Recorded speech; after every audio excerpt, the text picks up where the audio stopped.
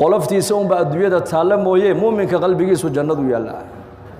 sidii saxaabigii abu rayxaana radiyallaahu canhu ghaswad buu ka soo noqday zamanka nabigeenna calayhi salaatu wasalaam ninku markuu diinta dadaalkeega iyo jihaadka u baxo ama dhaawac ama dhimasha lagu tirinaya labada midunba la filay inuu la soo noqonayo laakiin abu rayxaana waxaa ilaahay nabad soo celiyay isagoo nabad qaba leanna mar alle markuu salaadii cishaay uu tukaday buu gurigiisii tegey haweenaydiisii oo u diyaara ayaa ku soo boodo markaasuu ku yidhi in yar laba rakaca tukada ii kaadi buu ka yidhi taxiyatal sunnihii salaatalcishaha ka dambaysay iyaku guryahay la tegayeen innaga maanta waxaa laga yaabaa dadka muslimiintu sunnahana masjid bay ku tukadaan faraa'idana masaajidii baan ku tukannaa salaaduu addoonku tukada buu nebigu yihi salaadda ugu fadli badan waa salaadda uu qofku gurigiisa ku tukanayo ilaa faradka mooyaane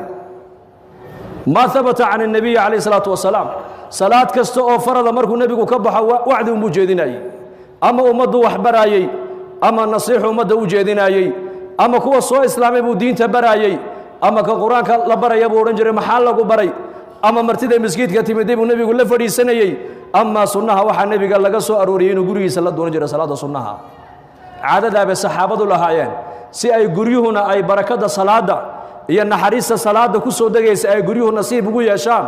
oo ilmaha yarna uu ugu agbarbaaro hooye iyo aabbo cibaadaysanayo diin leh ayaa nebigu inoogu jideeyey salaad lagu tukado salaad sunno oo la tukado salaada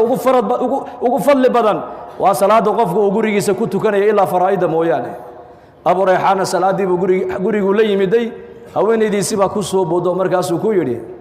ii kaadi han sunnayste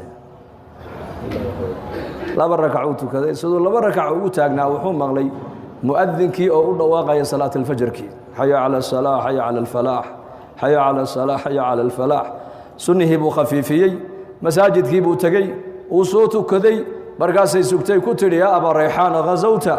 ilaahay dartii baad u baxdo jihaad baad ku maqnayd waad soo daashay oo safarna waad ka timiday adoo nabad qabana ilaahay waa nuukaa soo celiye aniguna xalay oo dhan faraashka dushiisaan kugu sugaayey adiguna salaadun baad ku jirtee miyaanan xaq anigu kugu lahayn bay ku tidhi markaasuu ku yidhi xalay toole hal mar oo keliya haddaad maskaxdeeda ku soo dhici lahayd xaq waad igu yeelan lahayd buu yidhi laakiin marna kuma xasuusan buu ka yidhi oo maxaa iga kaa mashquuliyey wuxuu yidhi xuuralcaynta iyo naciimta ilaahay jannada ku sifeeyey buu xalay qalbigaygu joogay buu yidhi bilaahi calaykum iminka inteenna halkaa masaajidka soo gashay haddii la yidhahdo war 10kii daqiiqo eed salaada aan imaamka gadaashiisa ku tukanaynay qalbigeennu halkuu ku maqnaa maanta waa labada marxaladood ee la garto qalbigu ma saliimba mise waa mariid qalbigu muu bukaa mise uu caafimaad qabaa laba marxala la gartaa laba marxaladood cinda asalaa markaa salaada tukanaysid kow iyo cinda almusiiba markay musiiba kugu dhacdo waa labada marxaladood ee lagu teesteeyo qalbiga muu caafimaad qabaa mise uu bukaa salaada markaad tukanayso 10kaa daqiiqo 12kaa daqiiqad imaamka gadaashiisa aad ku tukanaysid qalbigaagu